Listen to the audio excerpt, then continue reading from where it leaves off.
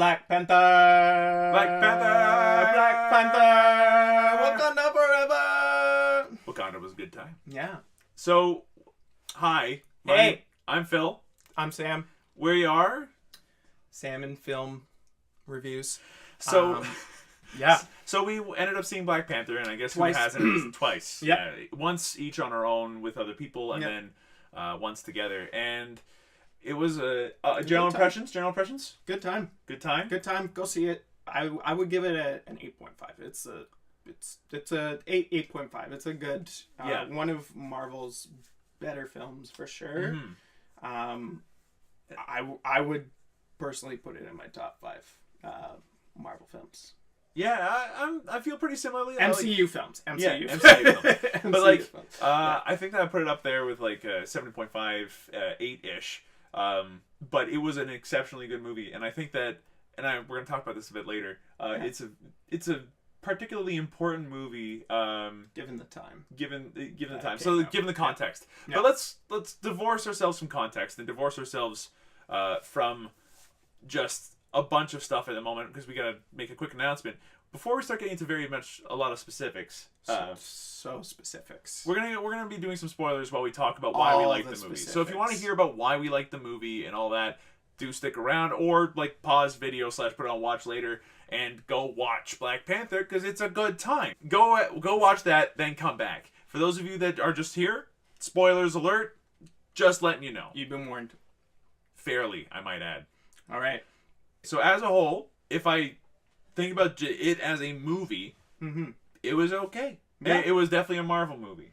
Yes. Yeah. So it wasn't, it didn't have the, DC dark, everything is broody and, sad filter to it. It's you mean the gray filter? The Snyder filter.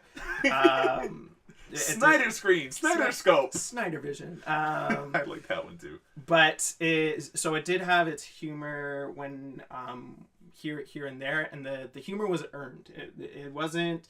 It never felt quiptastic like Guardians 2, and it never really felt forced. It was more so like action was going, joke is given, and you're like, oh.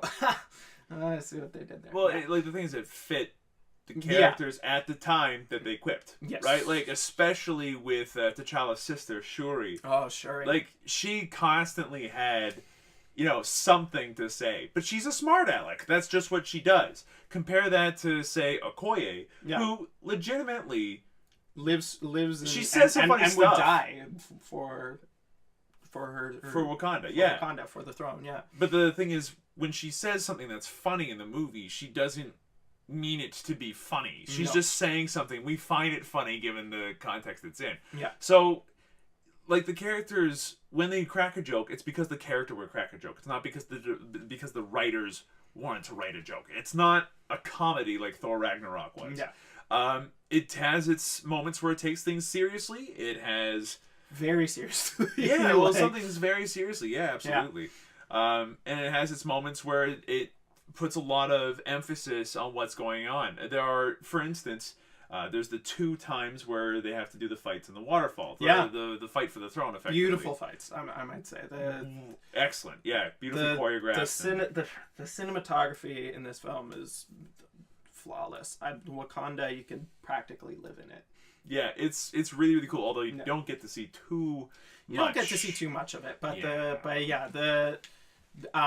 so there's these waterfall fights that take place on waterfalls. They're sort of like a rite of passage almost to see who can sit upon the throne of Wakanda, and it's a Wakandan tradition since the beginning of their culture, and that's evident. Everybody's there. They've got this attire. There's obviously this tradition here that hasn't been really shirked or poked or prodded. It's just the way that things have been, and the way that things will be, and it's treated that way in the movie. There's nothing, at least with the first fight. Yeah, and even with the second one, there's nothing about it that's lightweight. They obviously put a lot of weight into that ceremony, and there's a lot, and they have a spectacular. Like everything looks great on that front, and then you've well, got the bits. It's gladiatorial if you think about it. Like it's life and death. It's like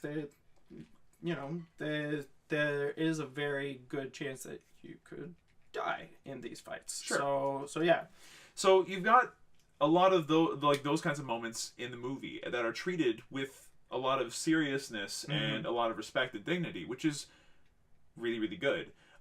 Considering that gives those moments a lot more weight and makes them feel like they could have actually happened. Like it made the world feel more alive and the culture feel more real. Yeah. Which is also aided by the fact that the incredibly culturally appropriate props, costumes, like the way that they build things and all that stuff. Like it was spot on in terms of setting and design and costume design. The soundtrack was actually unique. Like the thing is, overall, Black Panther is very much a Marvel movie, but there are things that I found that made it stand out. Like to be celebrated. It looks like a Marvel movie. It feels like a Marvel movie. It did not sound entirely like a Marvel movie. The music was a part of the reason why it didn't sound entirely like one. It didn't entirely go the same way as a Marvel movie either, because unlike most of them, there was a pretty, sweet villain. Yeah. That we'll get into more. That we're definitely going to talk about. Save for the end, because it's definitely one of the best parts of the movie. Yeah. It's one of the best parts of the movie, but it also has to do a lot with what we want to talk about later in terms of why this movie is as good as it is. Really. So, like, the villain in there is memorable. You've got...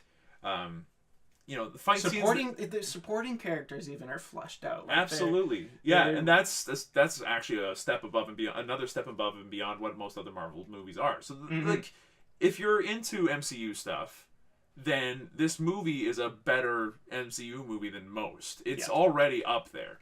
Yeah. But with all that said, it's still very much a Marvel movie. The action fight scenes are nothing to write home about compared to other Marvel movies. Some of the other movies, like even compared to like Ragnarok and stuff like that. Yeah, I mean, like the fight scenes were not the central focus of the movie, and that obviously is not at all. If you're going to see the movie for, your typical Marvel dose of action, it's there, but that's definitely not the. It's more like a checklist item. Than anything else. Like the action is there because it's a superhero movie. It's a superhero movie. You need to have the action in there, right? Okay, done. Ticked. But that's not that's not what puts it at such high. The thing is, when it comes to Black Panther, I ended up watching a review by Your Movie Sucks, and he thought that the movie was boring. But the one key feature of his review is that he doesn't see movies, or at least he didn't see Black Panther and then think of an outside context. He just thought of the movie as a movie. The problem with that thinking is that all art, movies, comic books, video games, anything like that is produced within a context. It's produced at a certain time of history. It's made for a reason, and sometimes that reason is because they want to make money. I'm looking at you, Call of Duty. But then other times you've got a movie that comes out and it matters. For instance, 12 Years a Slave is a movie about black people going through obviously the shittiest of times. Yep. And it's an important movie. So then I watched Black Panther, and then I watched Adam's review, and I thought, and I told you about this earlier before we started, but I had to wonder, why did I like this movie so much, and why did I think it was so good, and Adam didn't? And the reason why is because Adam divorced it from its context. Well, also it may also have to do with the fact that both you and I are nerds. And well, so is he, but he also just doesn't. He thinks that the MCU movies tend to be a little bit more just cookie cutter boring than usual, and he, as a result, is a bit harsher on them than most.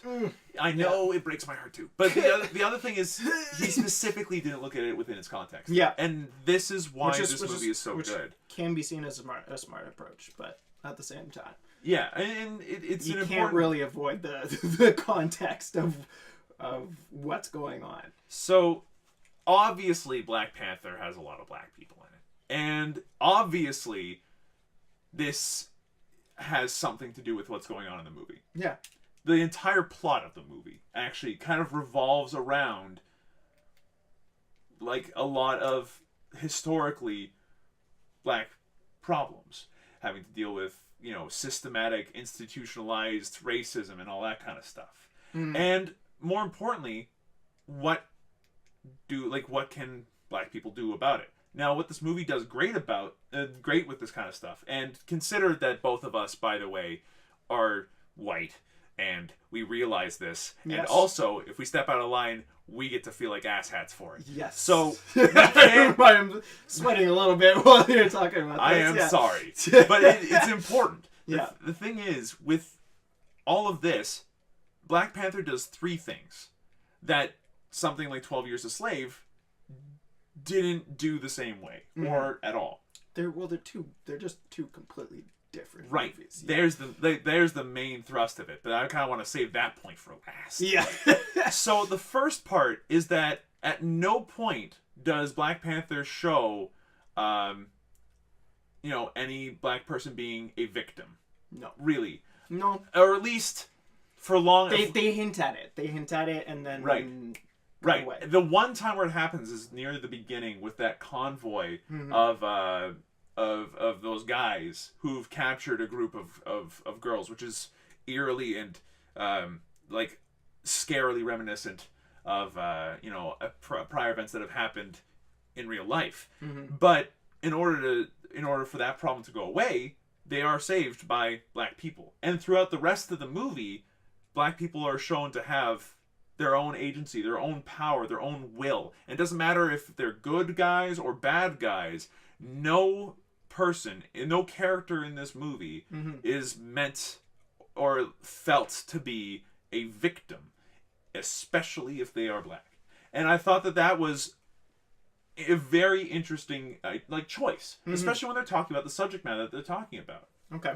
Right? I mean, they're talking about institutionalized racism and all that stuff and what can we do to help them. And the entire dichotomy between Killmonger, the bad guy, and T'Challa, the good guy, ends up being Killmonger wanting to arm those who are oppressed so that way they can overthrow their oppressors, which ends up kind of flipping the situation where the oppressed become the oppressors and the oppressors become the oppressed sort of deal.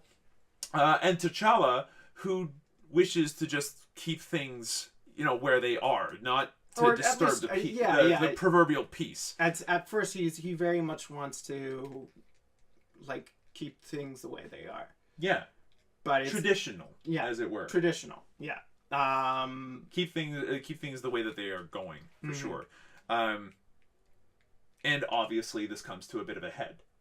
But does T'Challa really say that, though? Because if you think about it, even if you think back to the opening monologue where the father is telling the story to his son, T'Challa, his son's like, and we're still hidden from the world. And his father's like, yeah. And he's like, why?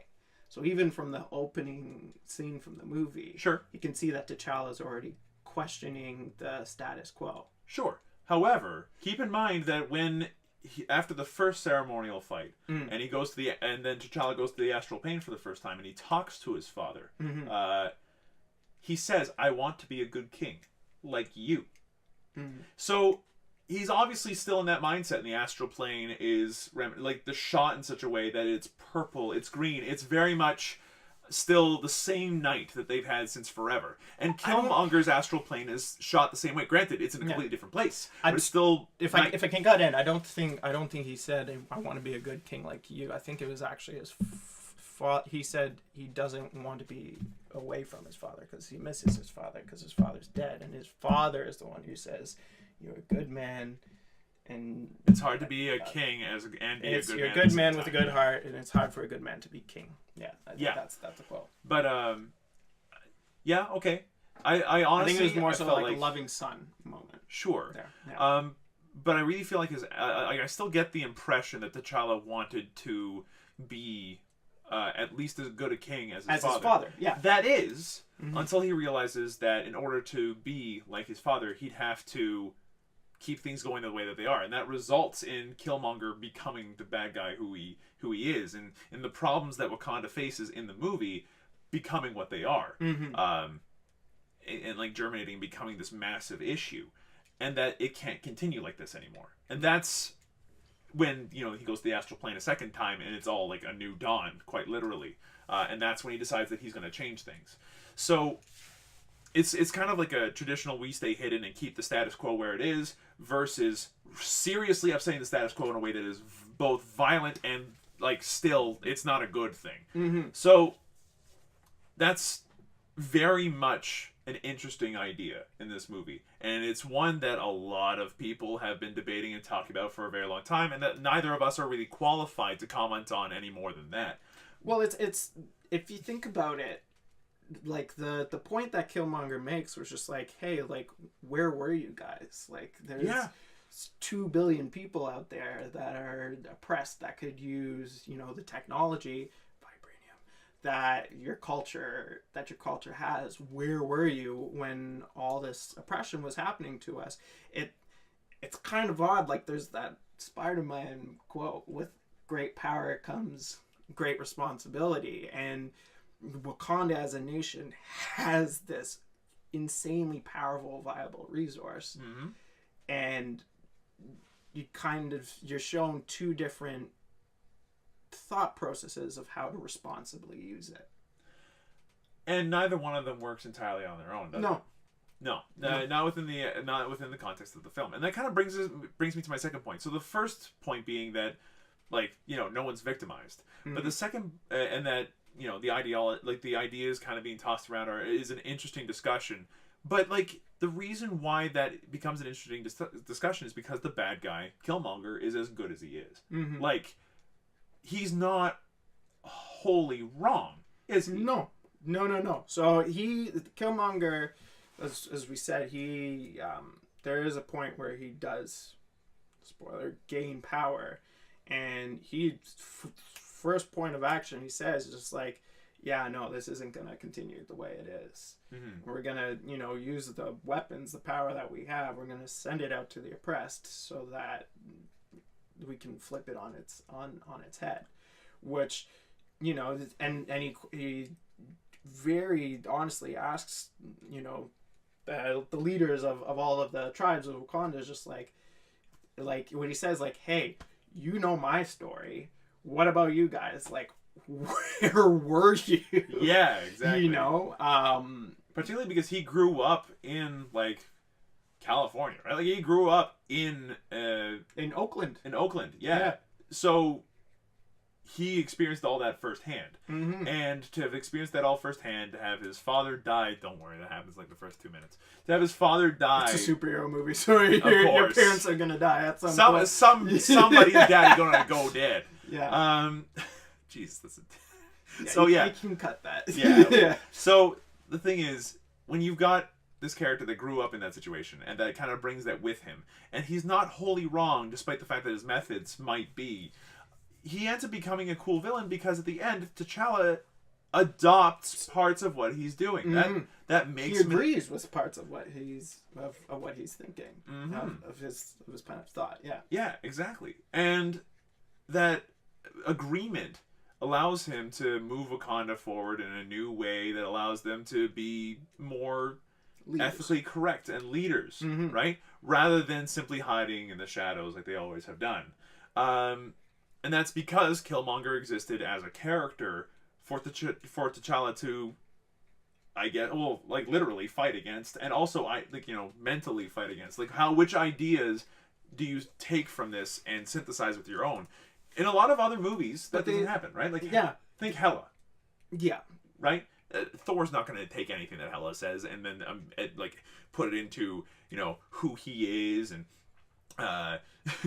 develop his own way of ruling the Asgardians. No, Hela's just a bad guy who's hamming it up and chewing the scenery off the walls, and that is such an entertaining way. Mm-hmm. Killmonger is a bad guy that makes you think. And he makes you think about things that are very much relatable in today's world. And it's a discussion that needs to happen. And don't get me wrong, other movies talk about it too. Yeah. But the thing about it is that in this case, not only are none of the, like none of the victims black. But then on top of that, this is a superhero movie. The other thing that you kind of glossed over, I do definitely want to rewind highlight is one of the things that makes T'Challa second guess, you know, his approach to ruling Wakanda is the fact that he learns of, you know, Killmonger's tragic childhood. Yeah. And the absolutely. whole escalation with Killmonger. Yeah. The whole Killmonger being a villain, the whole basic like plot line of Killmonger's story arc could have been avoided if things had just been done differently when Killmonger was a child. You know? Would his father still have faced justice? Yeah, would his father still have survived? Probably not. But, you know, when the fact that Killmonger exists as a direct result of him being left behind by his dad, I think that in itself is sort of the catalyst, the initial catalyst for sure, that changes T'Challa's way of thinking and makes him think, this isn't working anymore. We have to switch things. Yeah, his father committed fratricide, literally, to keep things the way that they were, and to save a life. And it's just, yeah, fratricide is a really dark thing. Especially in a Marvel movie. Yeah, like murder's bad, but like fratricide's another level up, and it's one of those things where. And it's given the respect isn't the right word. It's given the there is enough gravitas behind it that doesn't feel like it's a cheap shot, and that I think is emphasized when Killmonger goes to the astral plane himself. Like every time that somebody goes to the astral plane, they meet their dad. It's how it works. It's effectively they meet their ancestors. Yeah, it's daddy daycare. Yeah, and you end up having T'Challa meet his dad twice. But Killmonger does it once as well. And when he meets his dad, not only is the astral plane beautiful. Oakland. It's Oakland. Instead of, the plains of, Toto's Africa. But, like, you've got, like, this beautiful moment between Killmonger and his dad that you never would have seen before. And it's beautifully, it's genuine, it's human. It has a lot to do with Killmonger as a character. Yeah. Like, one thing that you talked about before we started recording was how, Michael B. Jordan's acting was. Mm-hmm. And how it might, like when I talked to you about it immediately after our second viewing, I said that maybe it was a bit subdued, but then you had a lot to say about that. Yeah. So when you see Michael B. Jordan, he is a tragic villain. He's scarred, not just physically. He's very physically scarred. Those are self-inflicted. But you see that he wears his scars sort of as an armor. His physical scars literally make him. It looks like he's wearing armor, like a chainmail, like a chainmail. And what that scene between him and his dad showed is he's also wears his emotional scars. Yeah. He used his emotional scars to strengthen him as well. So he feels emotion. You see that he does feel emotion, but he's a soldier. He's a fighter. When Ross is talking about he's a very violent revolutionary. He's a very, very violent revolutionary, so he keeps that, pent down. So when he sees his father and his father have that beautiful moment where his father goes, no tears for me. And Killmonger's just like, basically says death happens. Like, this is, everybody dies. Everybody dies. Like, this is, this has just been the way of my life. And that's kid Killmonger saying that, and then it cuts to grown-up Killmonger, and you see that single tear come from his eye, man. Like right when his dad's like, "What have I done?" Yeah, and that moment in the movie is super touching because of how subdued the acting might feel otherwise. Michael Jordan does, yeah. But when he emotes, it's in tone with his character, and I guess that kind of explains the whole movie. Really, is that it's just tonally consistent throughout. Yes. But his acting in particular was incredible in that aspect, and to a certain degree, we always remember the villains almost a little bit better than we remember the heroes in a lot of these movies. It's silly. It's hard to say, but for nerds like us, there are definitely moments in the film where you're really you're rooting for the villain. You're like, come on, yeah, I want to see what the villain does to just mess things up, and you always want a cool villain. You always want a cool bad guy. Yeah, Killmonger was not only a cool bad guy who obviously had a lot to do and a lot of he could back up what he was saying he wanted to do. Mm-hmm. Killmonger also happened to be an extremely compelling ideologue. He was an interesting villain, and I think that made him head and shoulders above the vast majority of Marvel villains. Yeah, when people say he's one of the better, when we hear stuff like he's one of the better Marvel MCU villains of the past 10 years, I mean, I would be hard pressed to. Well, it's certainly not that. Ultron. Yeah. Loki from the first guy, from the first Ronan. Who? Ronan, Malekith, he's leagues. Malekith was Thor 2? Thor 2, yeah. Anyway, no, Killmonger will be one that we remember. Yeah. Yeah, for sure.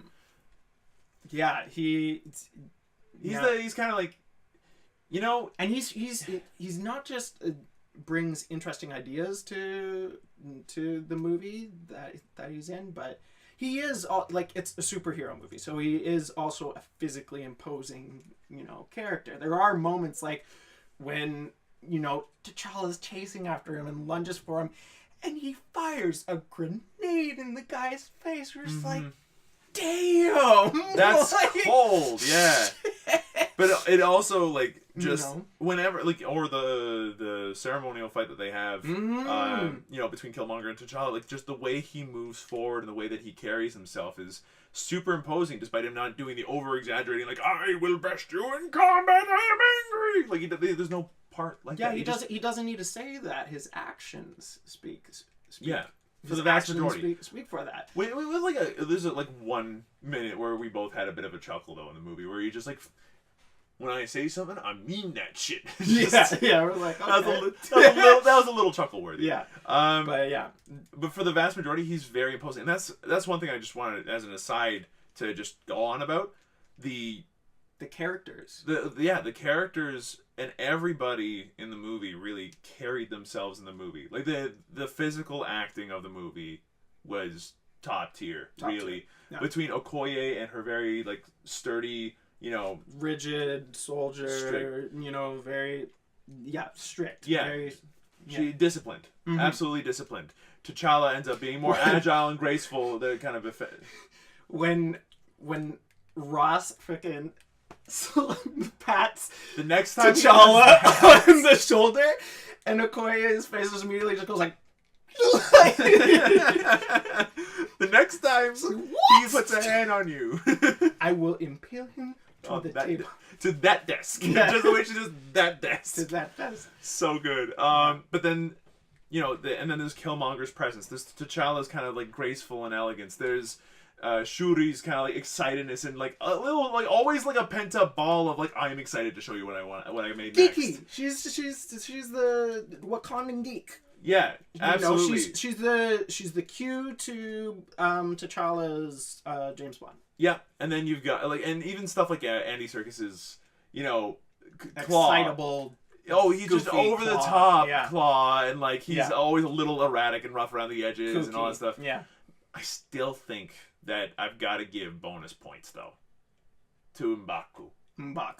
So the leader of the Jabari tribe. Who historically have been in the mountains since forever. God, yes. They follow a different god than everybody else does.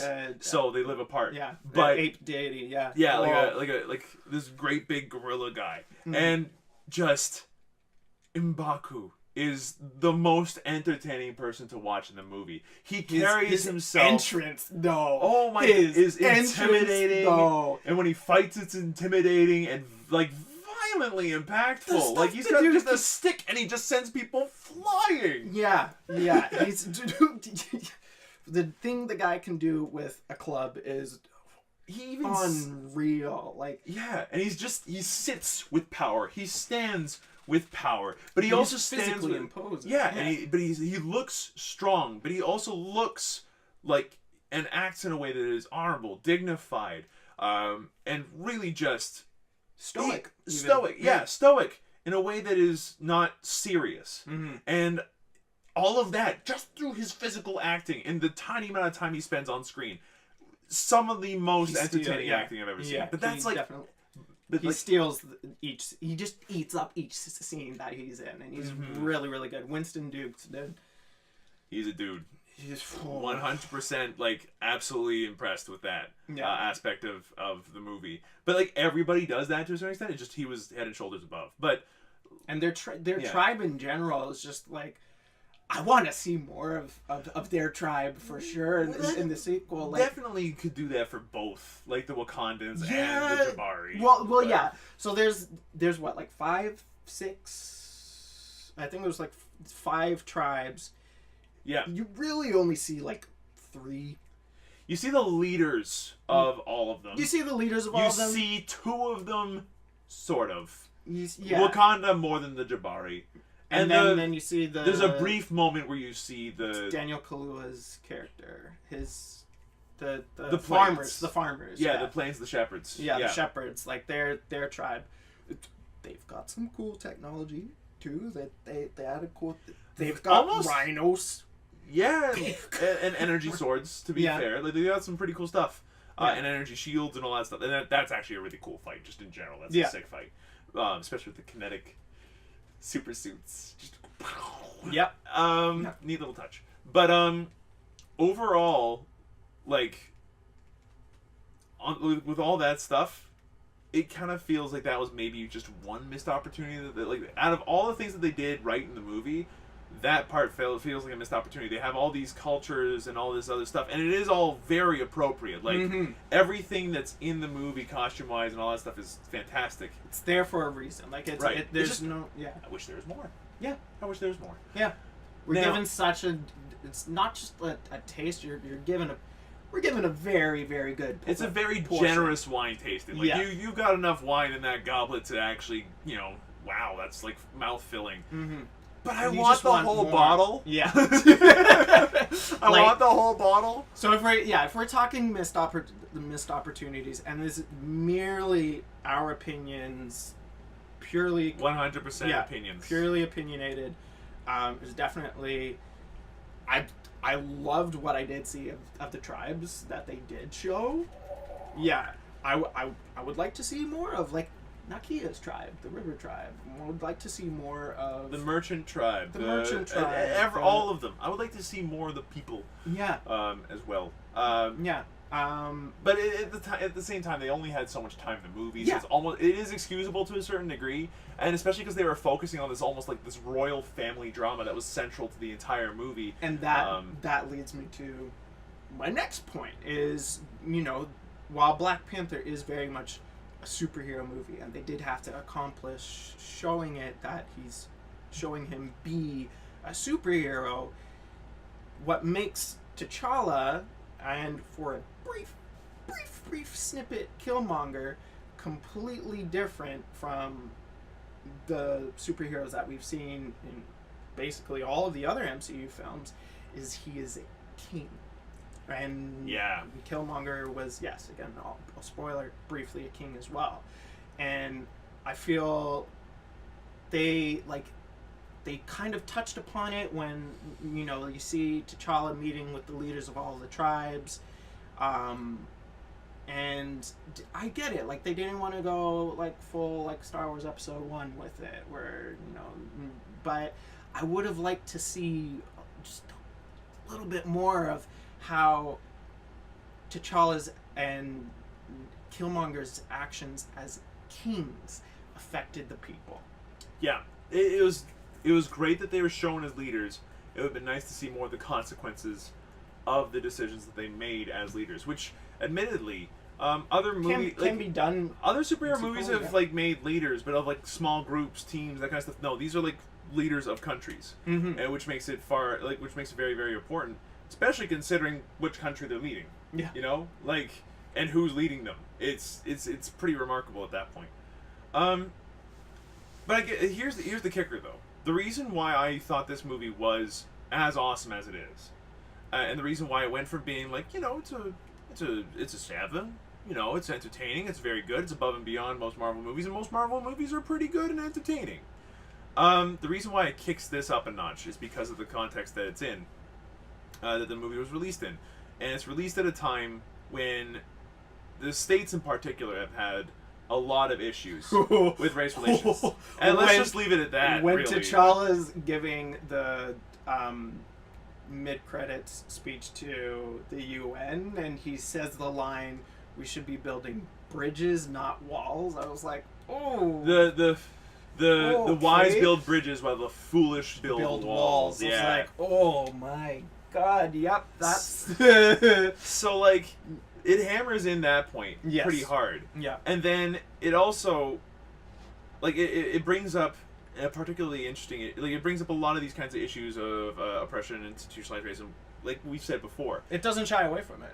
Not at all. And it does it in a way that is far more palatable than, say, something like 12 Years a Slave. And how it does that is by being a superhero movie. Like, superhero movies are very much the closest equivalent, really, that we have to, like, mythological Pantheon, and legendary, you know, Greeks and gods and the stories that came with them. You know, they're more timeless. They're easy to tell. They've got big characters with strong personalities that have supernatural abilities to do really cool stuff, which makes it super entertaining. And those stories last a very long time. Now, the thing is, yes, there are other movies that have done in-depth, dramatic, heart-wrenching looks into oppression and systematic racism and anti-Semitism and stuff like that. Like especially, you know, anti-Semitism for like the 90s and early 2000s. That was a big thing. Like The Pianist with Adrian Brody and stuff like that. And then more recently, you have stuff like 12 Years a Slave for, you know, for you know, black issues and problems of that nature. And then the question comes up, and the question that Adam asked in his review was, why isn't 12 Years a Slave like as big a problem or as as hugely inspirational, I guess, as Black Panther might? Black Panther seems to be on the internet. And the reason why I think, again, me thinky, opinion-y, is because it's a superhero movie, and superhero movies show, like it's a superhero movie that normalizes black people in positions of agency in a way that no other movie has done before, and in a way that, you know, that's refreshing to see. I would imagine, because it's an issue, you know, it's showing black people in positions of power, dealing with issues that are present to black people today, and in a way that doesn't remove power, that doesn't victimize them, that doesn't make them seem weak or helpless, but in a way that in fact makes them seem powerful and inspirational. You know, it makes people want to be them. Yeah. And you know what? There's a great tweet I read from somebody on Twitter, and he said that, you know, I didn't really get white privilege until I saw Black Panther. Yeah. Because, like, I didn't realize that every other superhero movie I watched had the superhero that looked like me. And then when I saw Black Panther, I'm like, the superhero doesn't look like me. And suddenly he got it. And that, I think, is the big thing. There is now representation in a place where there wasn't before, in a way that it wasn't there before. And that is huge. You want to know why there's so much fan art and so much hubbub over this? It's different. Suddenly, you know, it's very different, refreshingly different, and empoweringly different. It doesn't in the same way that, you know, Wonder Woman was last year. Yeah, absolutely. And they both not the same way. No, Wonder Woman different, but yeah, in similar. I get the idea. Yeah. The idea is that you have representation where there wasn't before, and we could talk about Wonder Woman another time. But in this particular case, not only was Black Panther like a good movie, it was a good time, but because of the context it's in, because of the time that it's been published and released, and the way it was put together, it is a landmark movie in that sense, and I think that it is going to be a very important movie. Yeah, that won't for be, a lot that of people. Will not be forgotten. Yeah, that's gonna be something that people are gonna watch and rewatch and then show to other people down the line, just because of when and what time. It was time for Black Panther, and if you want to know why, it's well past time. If we're being perfectly you know what, honest, you're right. It was well past time that we had Black Panther as a movie, and it was an astoundingly good one, considering. On top of even if you remove it from context, good movie with context. Honestly, just you need to go see it. It was just a good movie. My mom wants to go see it.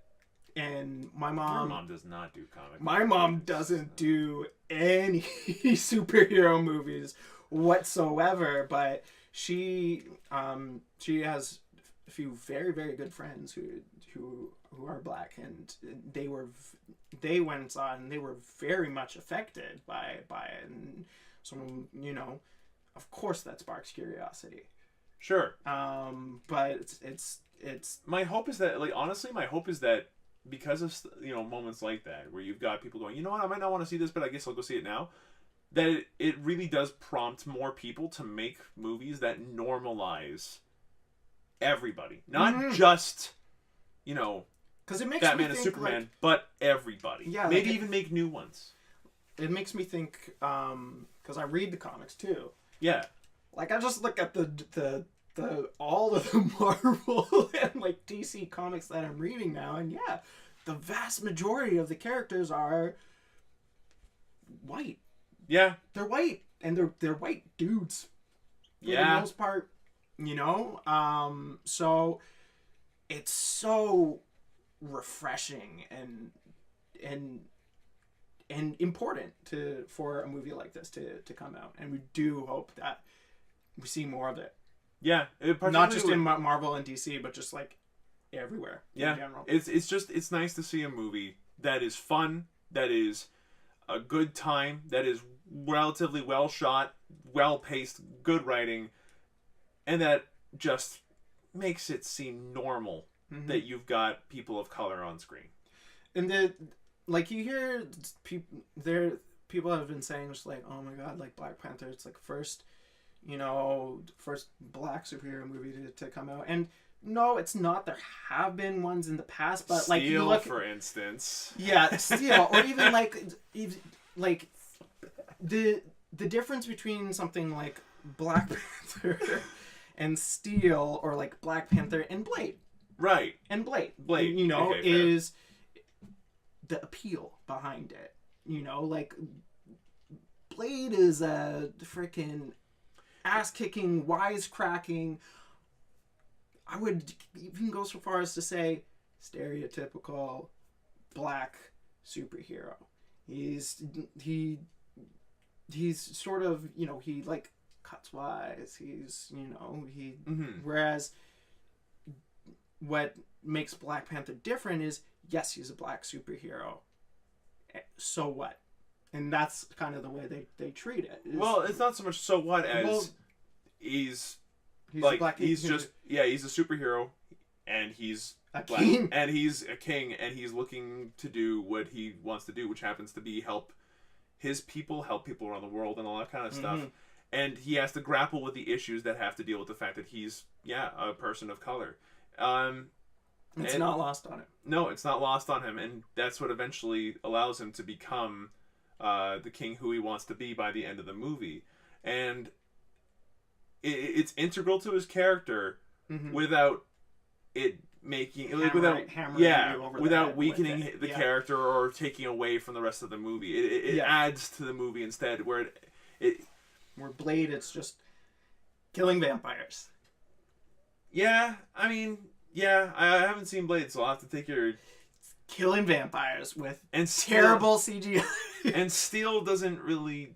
As far, no, it's just no. It's a bad movie that doesn't do a good job of really representing anybody or making anybody feel powerful or inspired.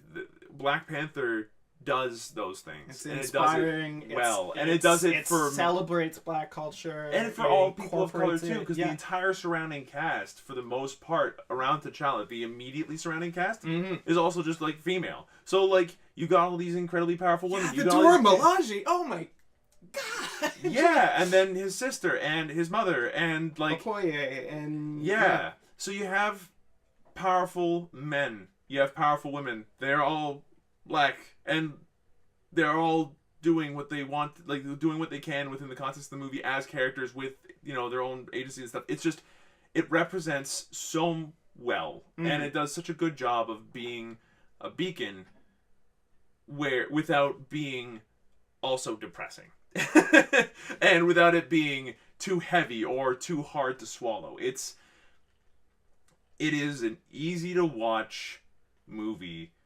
that does a good job of representing and uplifting, I find. Uplifting being a key word. Yeah. People of color, in this case specifically Black people, in a way that gives them dignity, in a way that respects a lot of the variety of culture that they've got, cultures that they've got all throughout Africa, no matter which country it is. And it does so not in a way to create, an alien culture. They've got iPhones, they've got iPads, they've got the internet, they've got their own style culture, they got normal shirts. They're leagues, in terms of technology, they're leaps and bounds ahead of anything else in the world. But it does it in such a way that it doesn't make them like from Mars. It just makes them different in a way that is not compelling, not North American. Yeah, it takes from cultures that have been largely alienated and somewhat demonized for centuries, and makes them not only the central focus but powerful. But and something to be considered beautiful. Beautiful and celebrated. Yeah. So to wrap it up. To take Black Panther out of its context, I think, and I think you would agree with me on this one. It's a good superhero. It does not do this movie justice. You do need to consider the context within which the film has come out to be able to realize why it's as good a movie as it is. And on top of that, it's just a good time. It's a good time. 8 out of 10. 8.5 out of 10. 8.5. Yeah. All right. If you liked the review, like, comment, subscribe, as everyone else would say. Thanks everybody so much for watching. Yeah, thank you so much for watching. I hope you folks enjoyed yourselves. If you did, be sure to let us know. Hit the like button down below. Yep. If you want to see some more, what can they do? That's what the subscribe button's for. But yeah. One more time, thanks for watching. And we'll see you guys in the next review. Go watch Black Panther. Do it. Go now. If you haven't already, somehow.